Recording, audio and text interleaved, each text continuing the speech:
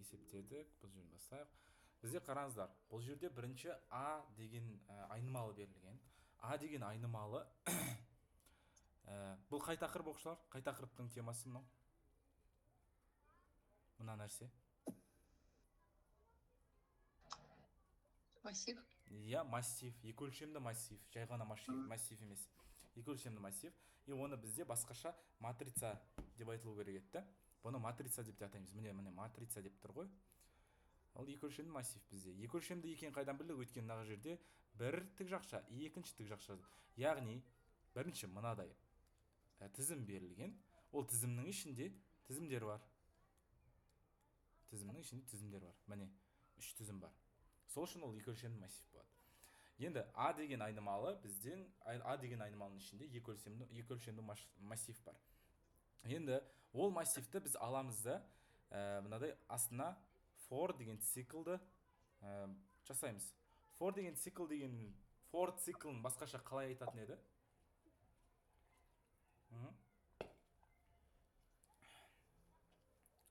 For циклы бізде параметрлі цикл дейтін еді ғой, оқушылар. For циклын басқаша параметрлі цикл дейтін еді. Енді оның параметрі бізде бір какой-то санға тең болу керек, егер сіз range деп жазатын болсаңыз.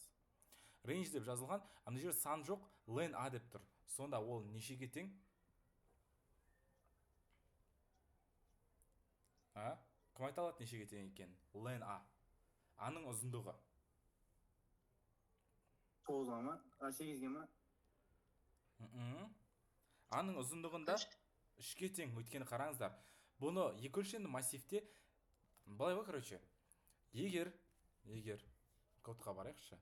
Егер сіз былай жазсаңыз, А тең там сәлем деп жазамын да, и былай айтам. For I in A деп жазсам. Вообще, for I in range жақсы. Range деп жазайын да. И len A деп жазайын.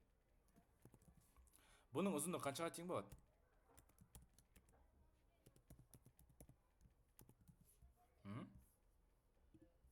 Қаншаға тең болады? 5-ке тең болады. Өйткені бұның ішінде неше элемент бар? 5 элемент бар міне. С, А, Л, Е, М. Дәл сол сияқты бізде екі өлшемді массив бар, Б деген. И оның екі өлшемді массивтің ішінде негізі біз тізімді қарайтын болсақ, просто бір тізім, бір өлшемді тізімді қарайықшы. 3, 4, 3, 5, 4, 2 деген сандар болсын. Бұның ұзындығы қаншаға тең?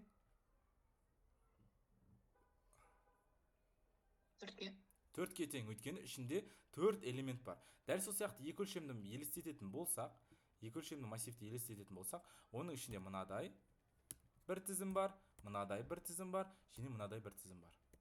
Сондықтан ода неше элемент?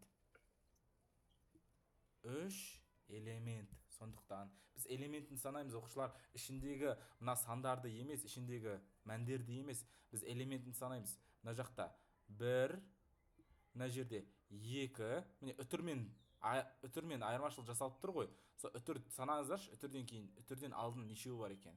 Үтірден мына жақта 1, 2 және 3 элемент бар. Сондықтан len a-ның орнында бізде 3 деген сан тұрады. Сонда айдың мәндері қандай бола алады? Егер range 3 болса,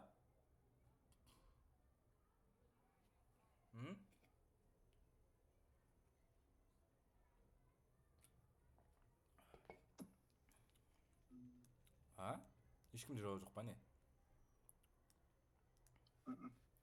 Айдың мәндері, міне қараңыздар. Мына жақта бізде айдың мәндері қандай болды? Қарап жүрейікші. Біз for I in range A сәлем дедік та, и айдың мәндері мына жақта бізде 0, 1, 2, 3, 4-ке тең болды. Өйткені len A дегеніміздің орнына мынаны санады да, ұзындығын санап, сол санды қойды. Мына жерге, значит, по факту 5 деген сан келді ғой, өйткені сәлем дегенде 5 әріп бар емес па. Сондықтан айдың мәндері 0, 1, 2, 3, 4 болды. Енді ай 3 болған кезде айдың мәндері, range 3 болған кезде айдың мәндері қаншаға тең? 0, 1, 2. Да. Айдың мәндері 0, 1, 2 деген мәндерге тең болады. Бірінші ол 0-ге тең болады. Сол кезде ай деген 0-ге тең болған кезде мынадай print деген бір команда тұр екен. Ол сонда былай алады да print деп жасады, и айдың орнына сол кездегі мәнін қояды. Сол кезде ол ең біріншісіне нөлге тең ғой. Сондықтан аның нөлевойыншысының нөлевойыншысы. Түсінікті ма? Өйткені ай тұр ғой, 2 ай тұр. Значит, екеуіне де нөлді қойып тастаймыз. Өйткені ай сол кезде нөлге тең. Айдың нөлевойыншысының нөлевойыншысы деген не енді?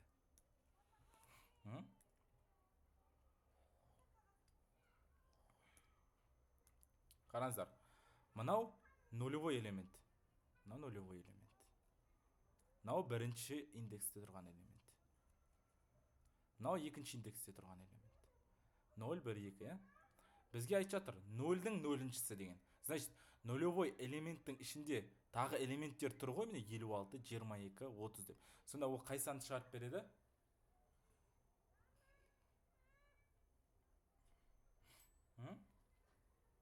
Мен 56, 22, 30, 41, 2, 34, 56, 23, 32. Біз айтқан, мынау нулевой элемент, мынау бірінші элемент, мынау екінші элемент. Вот. Енді нулевой элементтің, айтып жатыр, нулевой элементтің нулевойын шығар деген. Сонда қай сан тұр нулевойында? Нөлінші элемент. 56. Міне 0, 1, 2 деп үстіне жазып қояқшы. Вот. 56-ны шығарады. Сосын келетте, ай 0-дігін жұмысын бітіретте, енді бірге ауыспай ма? Бірге ауысқан кезде А-ның біріншісінің біріншісі бұл өзгеріп кетеді ғой. Өйткені ай бірге тең болған кезде, мына жаққа да бірді қоямыз, мына жерге бірді қоямыз. Ал сонда ол біріншісінің біріншісі дегеніміз 2. Иә, мынау бірінші элементтің біріншісі, мынау нулевой, мынау біріншісі, мынау екіншісі. Вот мынаны сұрап жатыр. Екіні сұрап жатыр. Значит, ол 56 шығады бірінші, потом 2 шығады, и потом бізде А-ның енді бір жұмысын біткеннен кейін ол 2-ге ауысады. А-ның екіншісінің екіншісі. Ол бізде мынау екіншісінің екіншісі қайсысы? 2. 32. Жаққа 32 шығады. Енді қараңыздар, мен бір нәрсе қате жібердім. Өйткені мен қатар-қатар шығарып жатырмын да. На самом деле қатар шығармайды, өйткені жерде қараңыздар, end-тің жұмысы бар ғой. End деген сөз аяқта дейді, бір ғана пробелмен дейді. Сонда ол андай астыға түсіріп жібере алмайды. Ол 56, 32, 2 былай шығады ол. Былай шығады. Бірінші 56 шығады, потом 2 шығады, потом 32 шығады. Осылай шығады. End-тің арқасында. Ал end болмаса ол астасынан шығатын еді. Сонда қандай сандарды алып жатыр бұл? Қараңыздар, программадағы А-ның енші өрнегі, еншісінің енші өрнегі нені шығарады деп жазып жатыр. Нені шығарады екен оқушылар сонымен?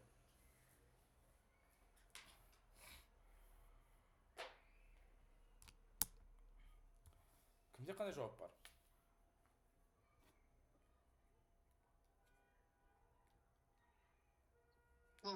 Түсінді ма?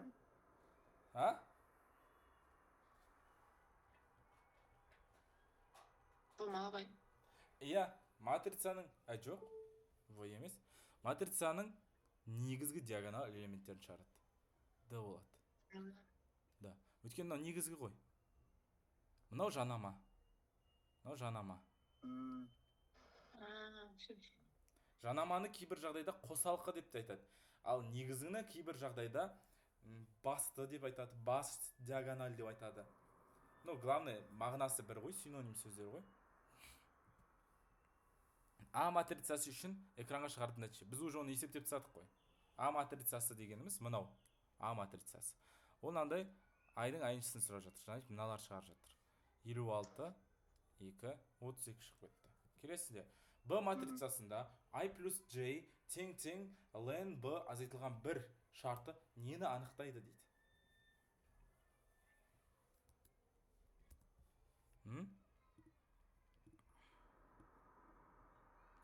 У кого есть предположение? Қараңыздар, егер біздің I мен J-ді қоссақ, қараңыздар, мынау просто I мен жұмыс істеп жатыр. Бұл жай ғана бір ғана цикл. Ана жерде қараңыздар, циклдың ішінде тағы бір цикл. Бұны кірістірілген цикл деп айтады. Өйткені бір циклдың ішінде тағы бір цикл кірістіріп тұрсың ғой. Сондықтан ол кірістірілген цикл болады. Енді Ол жерде циклдың параметрлері бар. I деген бар, J деген бар. Біз как раз осы I мен J-ді қолданып какой-то бір мәндер шығарып жатырмыз соңында. И то біз шарт қойып шығарамыз. Шартымызға сәйкес келмесе шығарма деген сияқты. Енді len b дегеніміз b-ның ұзындығы қанша?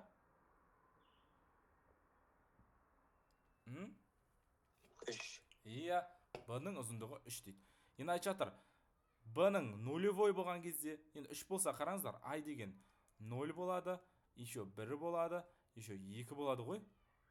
Енді айтып жатыр, 0 болған кезде ұзындығы қанша, потом 1 болған кезде ұзындығы қанша, 2 болған кезде ұзындығы қанша. Барлық кезде қанша болып тұр ол?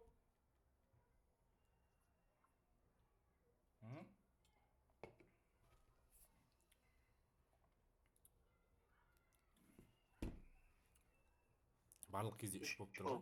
Иә, 3 болып тұр. Міне, 3 элементтен тұрады, мынау да 3 элементтен, мынау да 3 элементтен тұрады. Сондықтан 3 болып тұр. Енді J-да қараңыздар, I 0, 1, 2 болса, J-дің рейнжі 3-ке тең болса, ол да 0, 1, 2 болады ғой.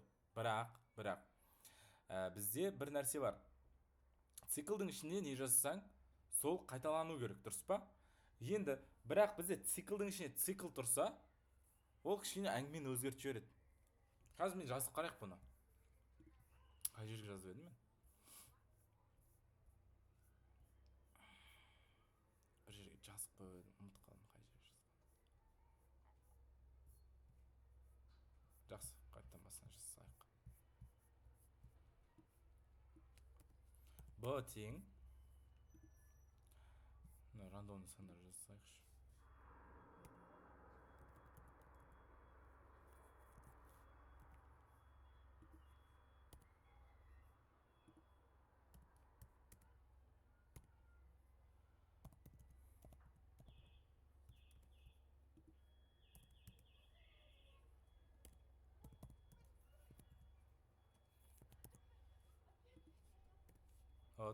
b дайын.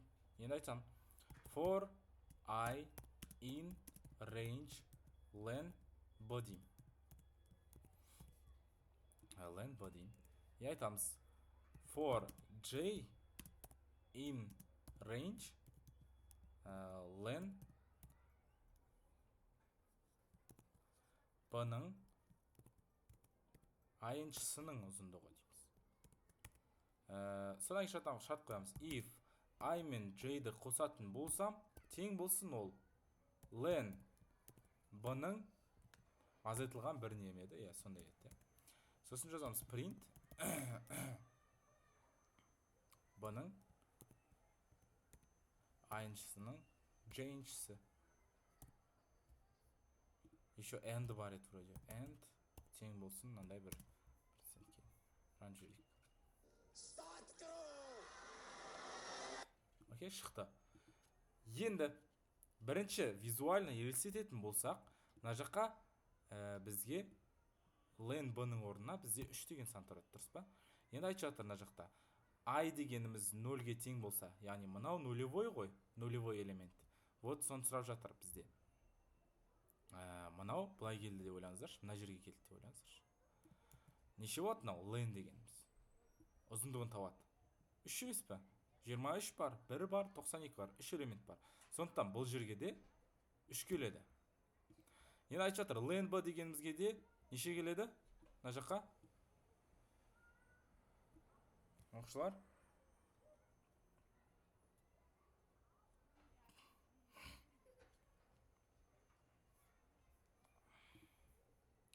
Қанша келеді оқушылар? Len b-ның орнына.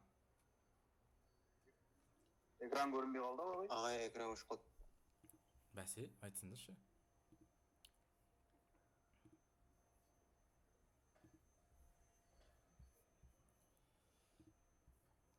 Мына len b-ның орнына не, қандай сан келеді?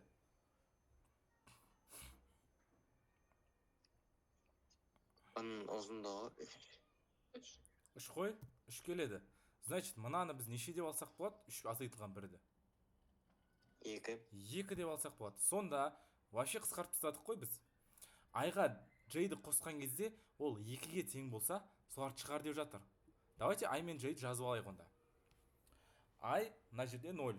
J мына жақта қараңыздар. 0 болады, 1 болады, 2 болады. J тағы да 0 болады, 1 болады, 2 болады. J тағы да 0 болады, 1 болады, 2 болады. Неге J 3 рет қайталанып жатыр? Енді қараңыздар, бір нәрсе бар бізде қызық. I деген өзінің спокойно өзінің нулевой итерациясын бастап жатқан кезде J жағаласып өзінің итерациясын бастап кетеді. Басқа цикл бар болған кезде ол да күтіп қалатын еді. Қатып қалыңыз. Дұрыс естіп жатыр ма оқушылар?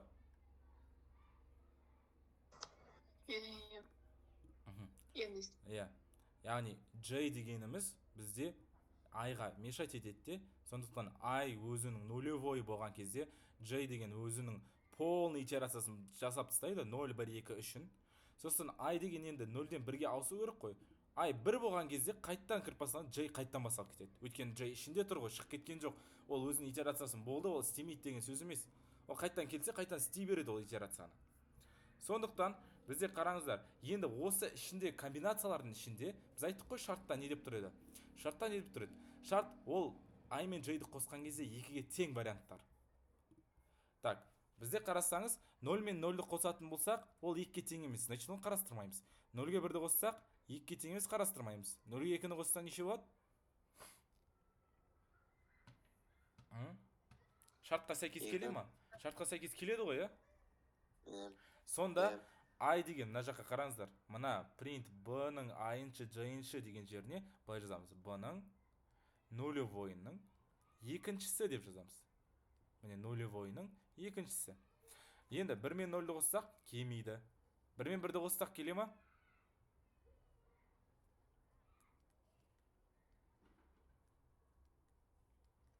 Иә. 1 мен 1-ді қоссақ келеді. Өйткені I мен J-ді қосқан кезде ол 2-ге тең болсын деп айтып тұр. Енді жерді қарайық. 2 мен 0 келмейді. 2 мен 1. 2 мен 0 келеді ғой. Сонда ол b-ның екіншісінің нулевойы деген сөз. Енді қарастырайық. b-ның 0-шісінің екінші элементі қайсысы? b-ның 0-шісі мынау. Оның екінші элементі қайсысы?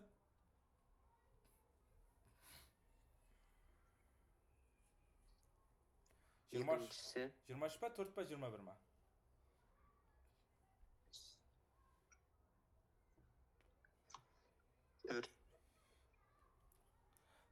Бізде ой, екіншісі ме? 21.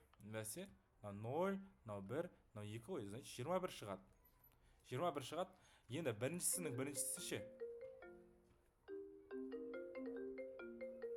Сабақтамын, сабақта. 65. Ой, 6. 6 ғой. Міне, біріншісі деп тұрсын ғой, міне біріншісі. Біріншісінің біріншісі. Мына нулевой, мына 1, мына 2. Енді екіншісінің нулевойы бізде 87 ғой. Сонда қалай шығып жатыр? Қандай диагональ бұл? Жанама. Жанама диагональ. Дұрыс.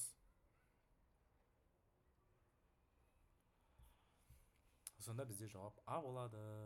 Диагональдарды бір қайталау керексіңдер, ау сендер. Мына for циклы дегенде.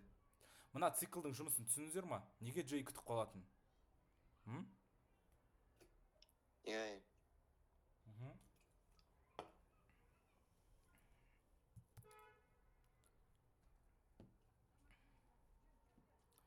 Так. Енді қызығы. Ой, ол жауабын айтып тастадық қой, бұның да.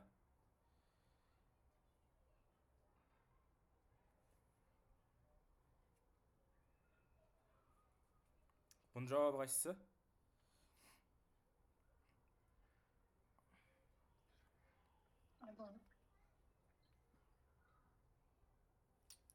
А болады, я. Өйткені біз B матрицасы жанаман шығарды ғой былайына. 21, 6, 87. А болады. Келесі, екінші массивтің қосалқы диагональ элементтерін шығару үшін дұрыс индекстеуді белгіле дейді. Енді біз қараңыздар, қосалқы жанама дегенді біз былай шығардық жана. Бірақ бұл жалғыз ғана вариант емес, оқушылар. Жалғыз ғана вариант емес. бұдан да басқаша бір ана комбинациялар қоя берсек болады негізі. Басқаша комбинациялар қоя берсек болады. Енді бұл комбинациялар, мысалға, мынау біз біліп тұрмыз нені шығаратын? Бұл жанаманы шығара ма? Жоқ. Бұл жанаманы шығармайды ғой, бұл негізгіні шығарады ғой. Иә, негізгі немесе басты шығарады. Значит, бізді ана алып тастаймыз уже, өйткені жерде қолданып тұр. IJ деп просто егер шартсыз if қоймай, просто print IJ дейсеңіз, ол барлығын шығарып береді. 56-да, 22-де, 30-да, 41-де, 2-де. Ол керек емес бізге.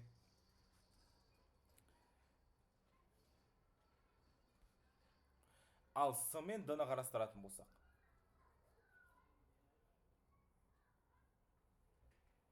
С мен Д-ны қарастырайық, реально. Өйткені қазір қараңыздаршы, міне мына жерде айды қарастырып тұр ғой, айды. Ол значит, ол бір ғана этот циклмен жасалып жатыр деген сөз ғой. J болса, онда екі цикл қолданып жатыр деп түсінуге болады. Бірақ бізде айды ғана қолданған, значит, ол мынау сияқты бір циклмен жасалған. Енді қояйық, I деген бізде 0 бола алады, 1 бола алады, және 2 бола алады. Бізде жанаманың шарты мынадай еді. Ол екеуі қосындысы 2-ге тең болу керек, дұрыс па?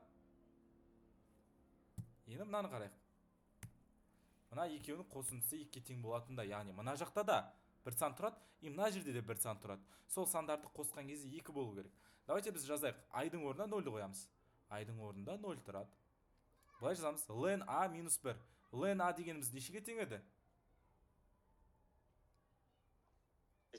3-ге тең еді. Азайтамыз 1-ді, азайтамыз. I дегеніміз нешеге тең? 0. 0-ге тең. Біздің ол не болды? 0-дің нешіншісі? 0-дің 4-шісі. Ей, мен мес қойнау. Ой, 2. Екіншісі. Енді мына жаққа жазамыз. I деген не только 0 болады, ол I деген енді 1-ге ауысу керек. Мына жаққа 1-ді қоямыз. Мына жерге 3-ді қоямыз. Мына жерге 1-ді қоямыз. Мына жерге де 1-ді қойып тастаймыз. Дәл солай қойдық просто. Ln-ның орнына 3 қойдық. Мына жерде 1 тұрады. I-дың орнына I-дың мәні 1 еді. 1 қойып жібердік. Сонда жауап бізде 1 болады. Еще мына жаққа неше келеді? 3-тен 2-ні азайтсақ 1 болады.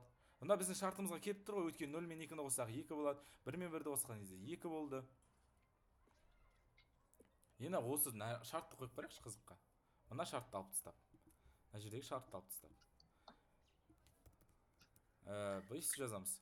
For не сой? Print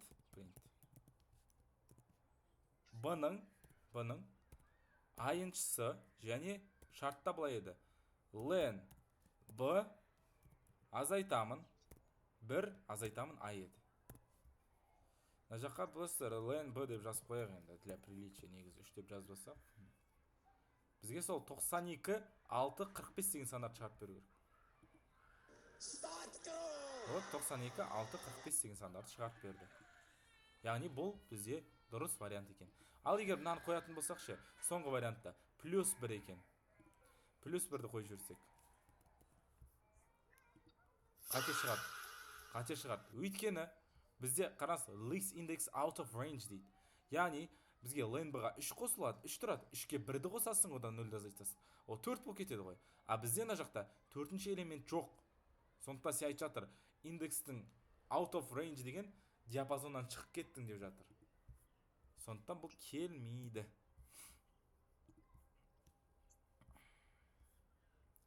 Түсінікті ғой, оқушылар, С жауабы болып тұр бізде жауап. Мынау келмейді. CSS стилінде шекаралар қасиеттерін сәйкестендір.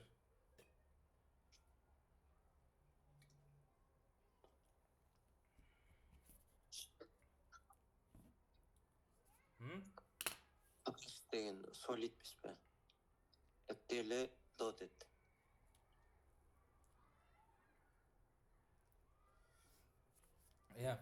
Қараңыздар, мынадай нәрсе бар.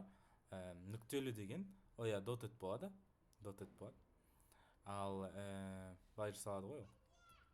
Кәдімгі нүктемен жасалады, осылай шекара. Ой, анау неге ұқсап кетті ғой? Нүктелі үтірге ұқсап кетті.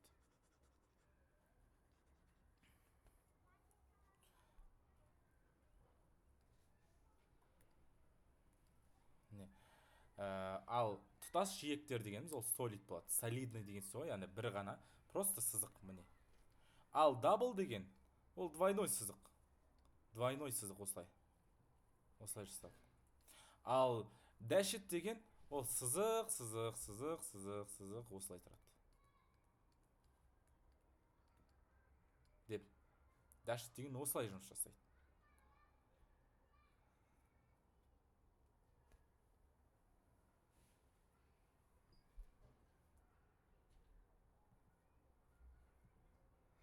И 31-ді 2 рет салып жіберіппін ғой, иә? Удалить етіп тастау керек екен. Удалить етіп тастайын. Есімнен шығып кетеді да.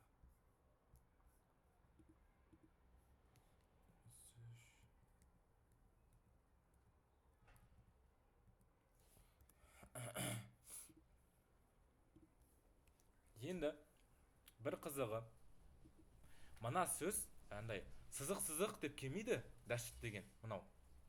Ол келеді нүктелі үтір деп келеді. Нүктелі үтір несі? Ойбай. Нүктелі сызық деп келеді оқушылар. Сосын біреулер ояқат нүкте деген сөз көреді. Анау ғой деп. Нүктелі сызық деп келеді. Мына орысша тире дейді ғой. Нүктелі сызық деп келеді. А3, Б62 сандарын енгізгенде нәтиже қалай болады? Кім жауап береді? А қандай болады, Б қандай болады? Давайте бір адам таңдайықшы. Ұйықтап отқан біреуді, шай ішіп отқан. Кім бар бізде шай ішіп отқан ішінде? Мне кажется, осы Бейбарс. Бейбарс 32-ге жауап берші. Как, не дейді бұяқты. Енді қарап отқан адам ұқсап, не дейді бұяқты?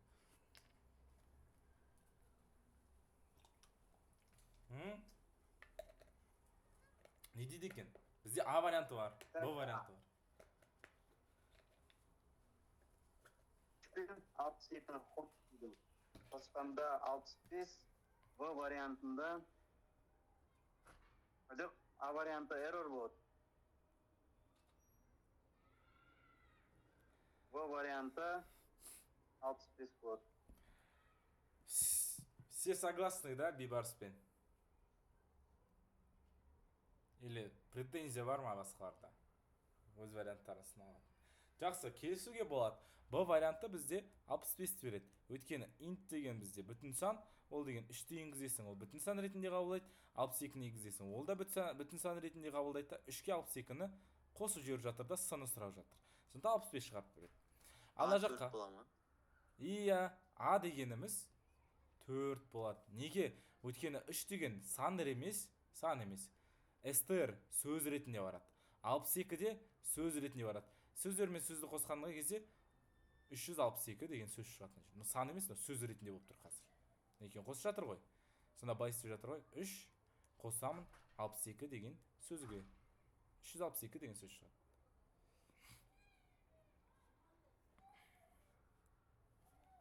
Маңғыстау ғой 362. Компьютер сипаттамаларын конфигурациямен сәйкестендір дейді.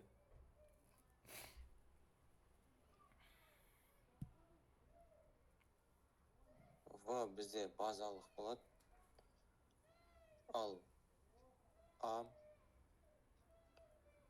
теңгерілген конфигурация. Қараңыздар. Айтып жатыр, В базалық болады деп. Я дұрыс. Өйткені айтып жатыр, компьютерде жұмыс істеу үшін жеткілікті, достаточный, аппаратный дейді. Яғни құрылғылық және программалық құралдардың ең аз жиынтығы. Типа, сен жұмыс істеу үшін ең аз жиынтық базовый минимум деген сөз ғой. Базовый минимум. Компьютердегі базовый минимум. Ол бізде базалық міне. Ал егер саған айтса, тез өңдеу ең аз уақыт үзілісінен аттап өтетін деректерді барынша тез өңдеу, ол бізде теңгерілген болады. Әрбір шешілетін міндеттер үшін процессордың, жадтың, бейне картаның ақпарат алмасу жылдамдығының дейді. Процессор білеміз CPU, жад бізде RAM, там, HDD, бейне карта бізде GPU,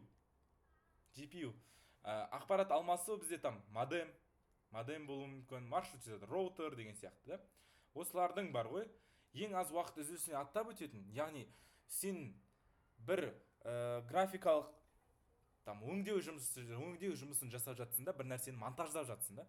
И ол монтаждап жатқан кезде сенің GPU-ң көп жұмыс жасайды ғой. Вот GPU жұмыс жасап жатқан кезде процессор де бірге жұмыс жасайды. Екеуі бірге күшті үйлесімді, андай бір нәрсе, екеуі бір-бірімен ақпарат бөлісіп жатқан кезде ол ақпарат береді, ол ақпаратқа жауап беріп отырады. Ау? Экран. Экран не істейміз, сындырып тастаймыз ба? Қатты ғой.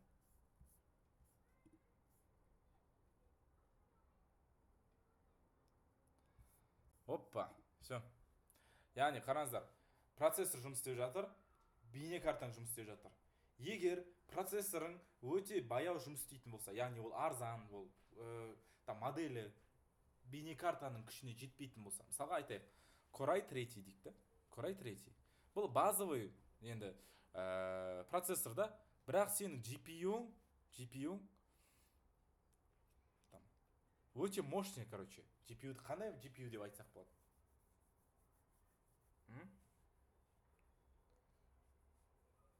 Қандай GPU деп айтсақ болады? Мощный GPU іздейікші, чтобы ана Core i3 ұйықтап қалатындай. Nvidia. Nvidia RTX 4000. 5075 соңғы екті. Last GPU дейік. Latest екен. Вот, Nvidia GeForce RTX 50 series дейді. Бұл ең жаңасы апрельдің 2026 жыл шықты. Ал 2026 апрель шықты деген ғой. Осы айда шықты. Ал енді осыны алып қойып қызым көрек екен, не болады екен. Қойылмайды екен ғой. GeForce RTX. Бұл енді мощный болайын деп тұр да. GeForce RTX 50 series деп тұр. Енді мына Core i3 өте көне, базовый потребностьін жауап отыра алатын нәрсе да. Ал мынау GeForce RTX деген ол мощный. Ол деген любой бейне видеоларыңды жақсы көрсете алады. Сен видео ойын ойнаған кезде оны да әдемі көрсетіп отырады сенің экраныңа да. Бірақ процессор мен GPU бірлесіп жұмыс жасайды. Енді екеуі пара болғандықтан, олар бір-біріне күші жету керек, бір-біріне ілесіп отыру керек. Енді GPU мына жақта, Core i3 мына жақта, екеуі бір-бірімен үйлесе алмай жатыр ғой. Типа, былай ойлаңыздаршы, Core i3 ол басы мықты жасайтын адам да, Core i3 басы істемейтін адам, бірақ көзі жестко көреді. Мына көзі жестко көреді. Басы істемейді. Сен көзің қаншалық жақсы күшті көріп тұрса да, сен басын істемесе бір андай ақпаратты өңдеуің, бір нәрсені үйренуің қиын ғой. Түсіндіңіздер ма? Ал енді ойлаңыздар, Core i там 9 мен тұр дейік бір адам. Миы осындай күшті жұмыс жасайды дейік та, Core i 9 сияқты. Бірақ несі там GPU өте төмен, мощный емес. Яғни басы күшті істейді да, бірақ көзі көрмейді, көзі нашар көреді. Вот осы жағдайлар ғой, адамның жағдайында түсіндіретін болса. Мен кішкене жестко айтып жіберуім мүмкін да, бірақ мысал ретінде айтатын болсақ осы. Егер сен көзің күшті көреді да, сен басың күшті жұмыс жасайды, еще сен GPU-ң де, көзің де жақсы көреді, көзің четко көреді, көзің четко көріп жатады да, GeForce дейік. Көзің четко көріп жатса, онда ол теңгерілген болады. Ал егер сен басың күшті істейді, бірақ көзің көрмейді, яғни GPU-ң төмен. Ал бірақ басың істемейді, бірақ көзің четко көреді. Ол кезде теңгерілмеген болады. Мына төртінші случай мынау ғой. Төртінші случай мынау. Оңтайлы деген қай кезде оқушылар? Оңтайлыға кім түсіндірме бере алады?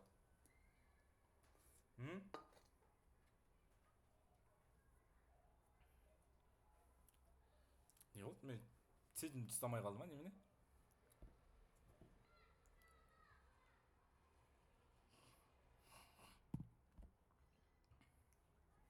Ау. Шығып кеттік па не? Қалды мұна. Сет. Вообще мына мен ноутым что-то странно қатып жатыр ше. Не екен білмеймін. Оңтайлы деген оқушылар ақшаға шығатын шығын ақшаға тірелетін болса, шығын, соған қарайды бұл оңтайлы деген.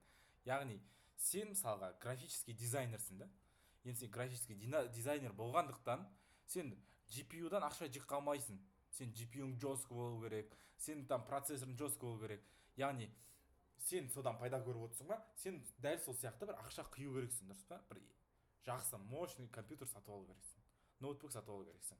Ал егер сен обычный студентсің да, сен ары кетсе Word пен Excel ашатын болсаң, саған жаңағы графический дизайнердің жұмыс істейтіндей ноутбуктың қажеті жоқ.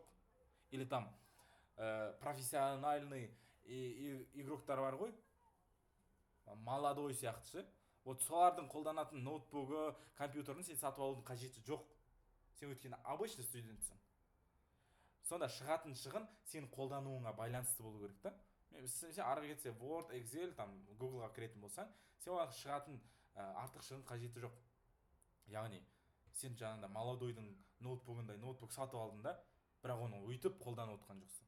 Яғни сен потенциалын ашпай отырсың да.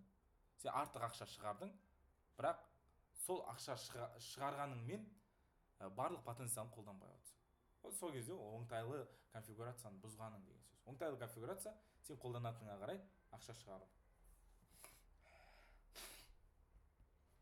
34-ші сұрақ, оқушылар, естеріңізде ме IP адрес есеп шығаратын едік қой осыған?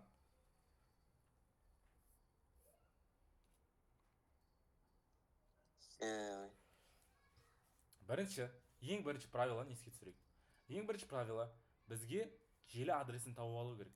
Желі адресін табу үшін біз IP-ді көбейтетін едік маскаға. Міне, IP-ді көбейтетін маскаға. Екінші правило, ондықтан екілікке аудару керек біз. Мынаның бәрі ондықта тұр қазір. Ондықта тұр. Біз оны екілікке аудару керекпіз, чтоб көбейту үшін.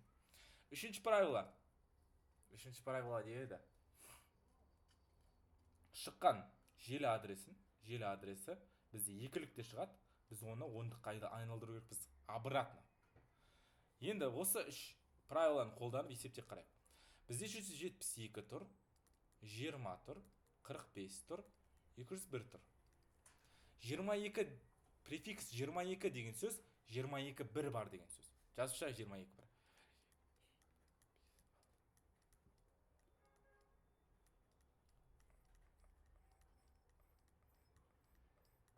22. 4. Бір октет 8 бит. Сол үшін мен 8 бірден бөліп тастаймын. Енді қараңыздар, мына жақта 6 бір октет 8 бит дедім ғой. Ана жерде 6 бір тұр. Значит, неше 0 көмекке келеді? 2-0. 2-0. И қалған 4-ші октет бізде полностью 0-ге толып кетеді. Мен яқта 22 мен 254 деген жауап тұра ала ма? Солай шығар, мен әлі есептемен. Есептенді, бірақ ұмытып қалдым бұл нәрсені. Қазір көрейік.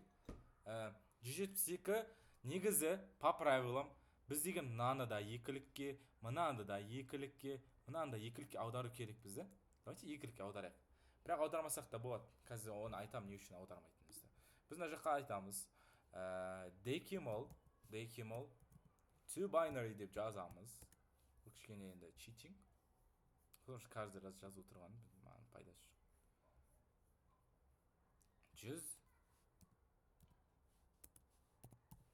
172-ні аударып береді маған. 172, 101, 011, 00. 101, 011, 00. Жазам.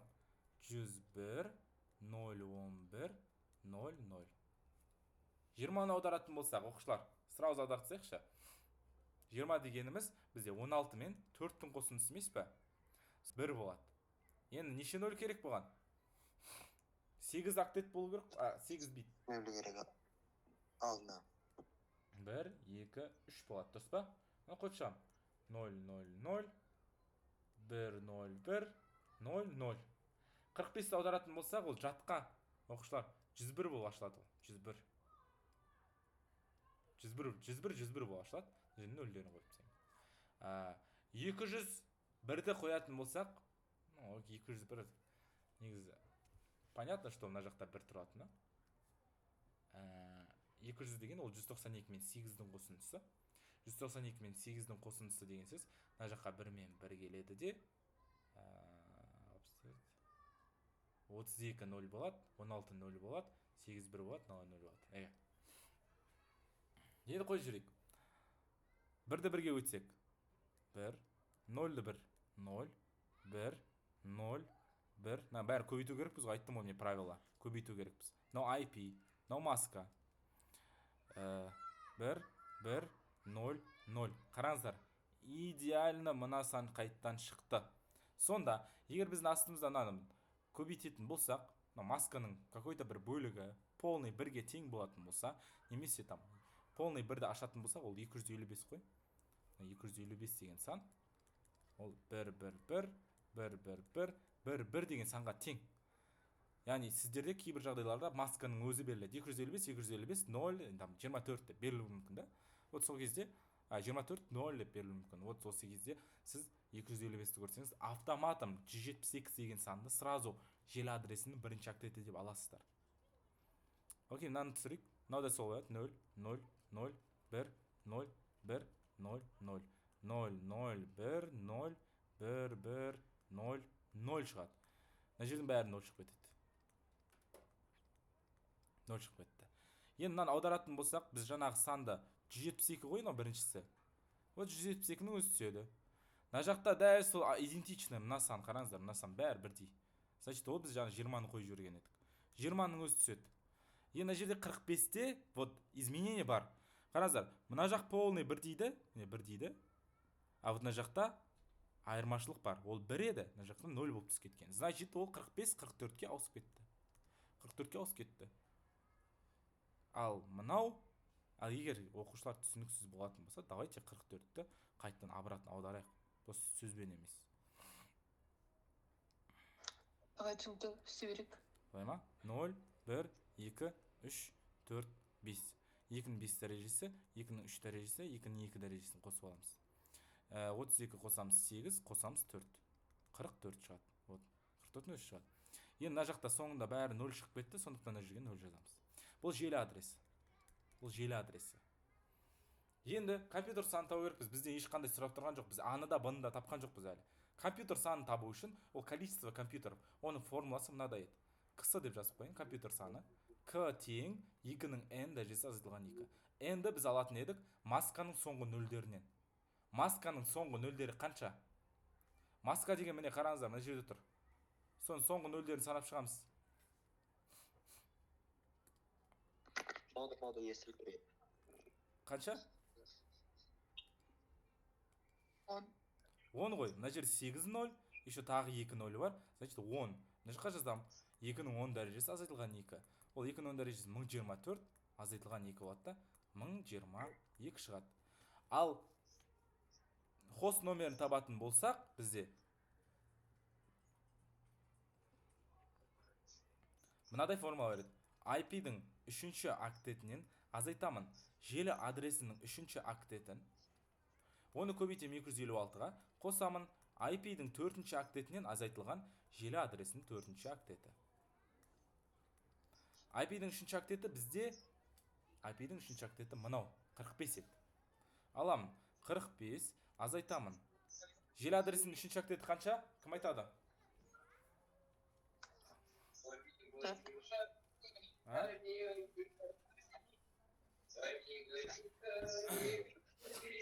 Қырық қой. Міне, желі адресі тұр. Бірінші, екінші, үшінші. Міне 44 айтып жатыр. 44. Көбейтем 256-ға. Қосамын. Неше нау? Желі адрес, IP адресінің 4-шісі 201, ал желі адресінің 4-шісі 0. Значит, мына жақтан 201 азайтамын 0. Жауап сонда 44 5-ден 44-ті азайтатын болсақ 1 болады. 1-ді 256-ға көбейтетін болсақ 256 болады. 256-ға 201-ді қоссақ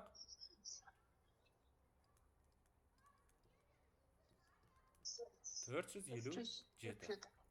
Енді қызығы оқушылар, бұны қалай түсінуге болады? Бір какой-то рандомный сандар шықты, окей, болды деп жаттап алудың қажеті жоқ.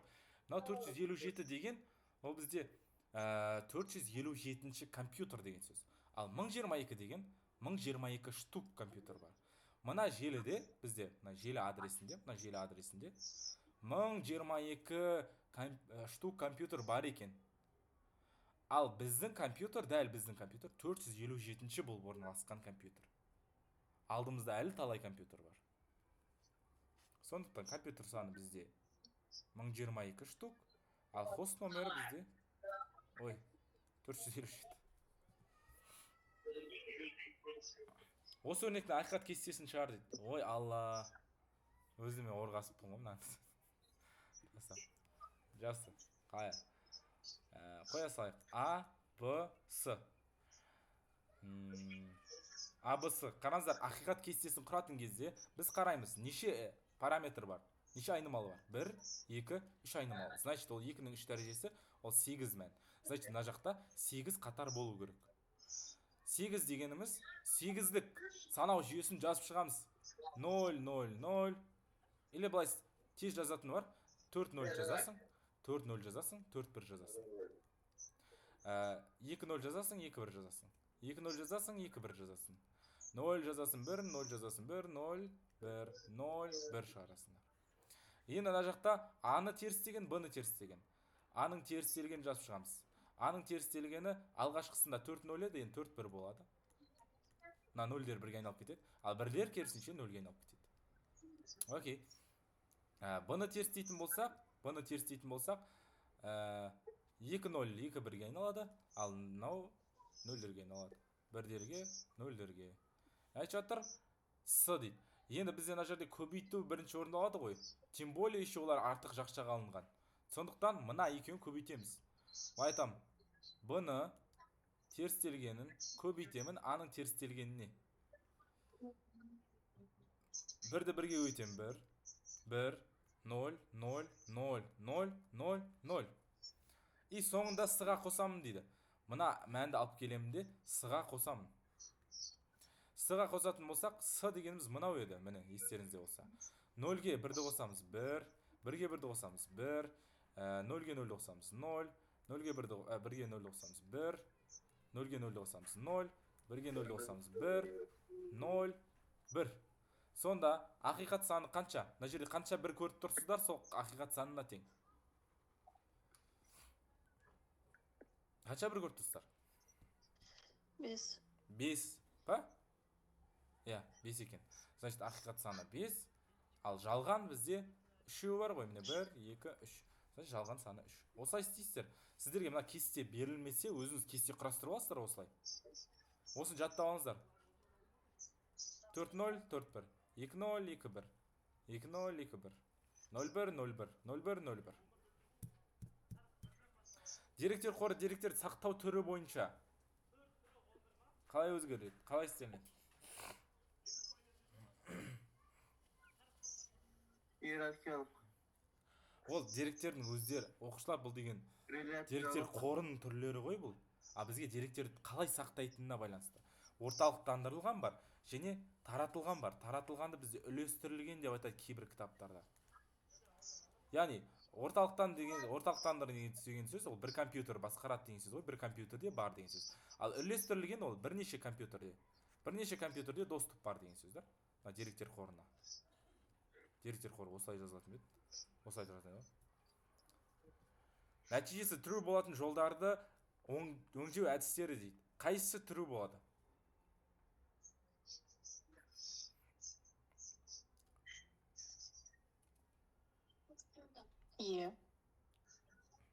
True болады, өйткені is upper деп тұр. Upper деген жоғары деген сөз, жоғары регистрде жазылған. А из альфа деген еді? А дегенде true болады, өйткені is alpha деген алфавит па деп сұрап жатыр. Алфавиттен тұрады оның бәрі. С ше? С-да келеді, өйткені С дегеніміз is digit сан ба деп сұрап жатыр, мұның бәрі сан. F ше?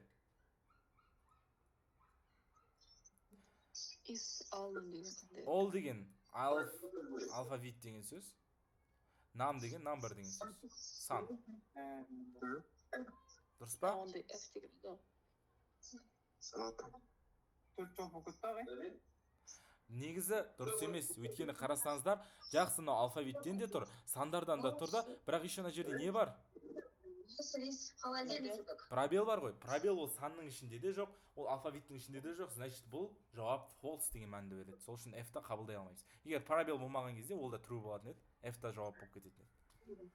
Электрондық кестедегі 10 ұяшығы бар, аумақты көрсетіп тұр дейді. 10 ұяшығы бар? 10 ұяшық. Мынау ауқым ғой, диапазон.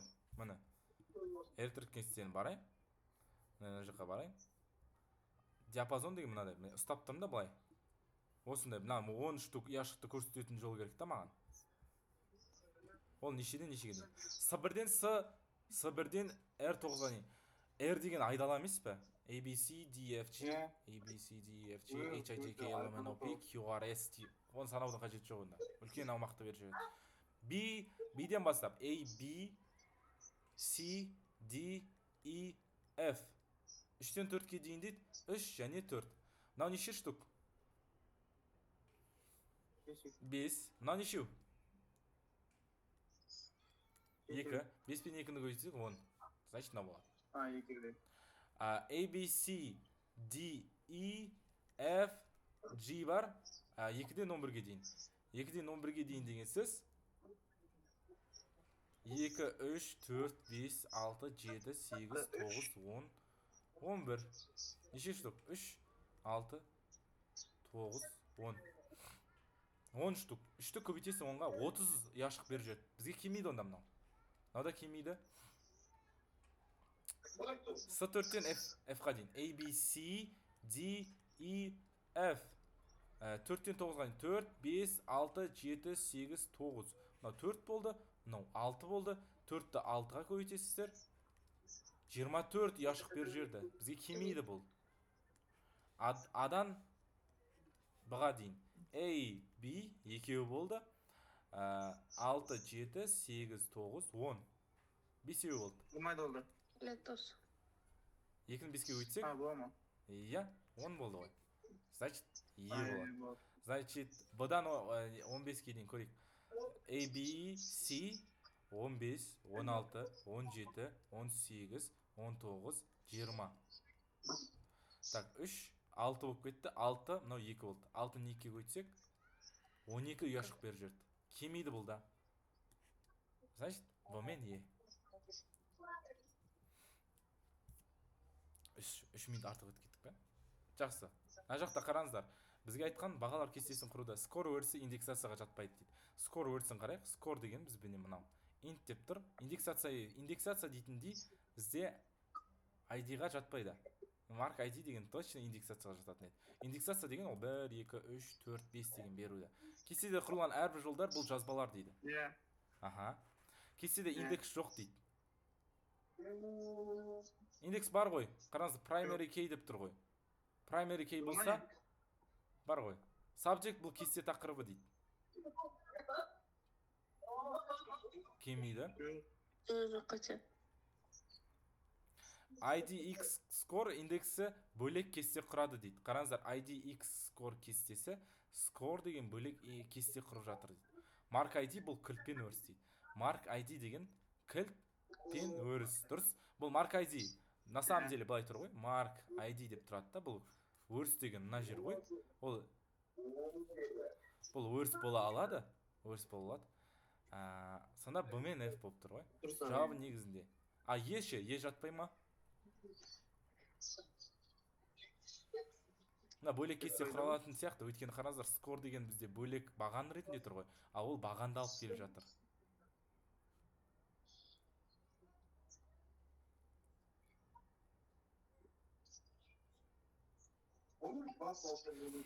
Ере жатамыз соны. Дамир шақырып жатыр ғой.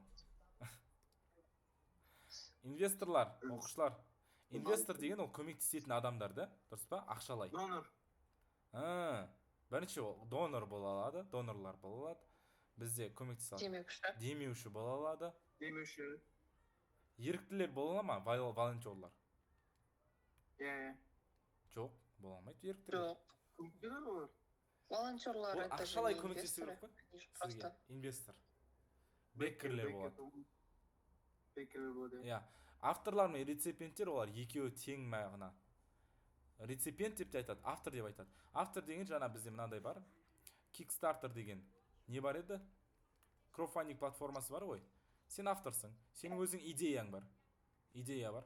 Сол идеяны алып келесің, ана жаққа салып қоясың өзіңдікін. Там, осындай маған ақша керек деп. И сен ана жаққа өзіңнің атын жазып тұрады. Сол мына жерде сенің атын там Олжанай деп тұр дейік та. Олжанай деп тұр дейік. И бұны сізді реципиент деп те таниды, немесе автор деп те тани береді. Сіз осындайсыз. Яғни сізге ақша құйып жататын болса, онда олар демеушілер, донорлар, беккерлер ақша құйып жатады. Ақша алып келе жатады. Все, күшті визуализация жасап тастадым ғой. Жақсы оқушылар, келесі сабақ бар болса, сіздер шығып, басқасына кіре берсеңіздер болады. Мен сізден өшіре салайын.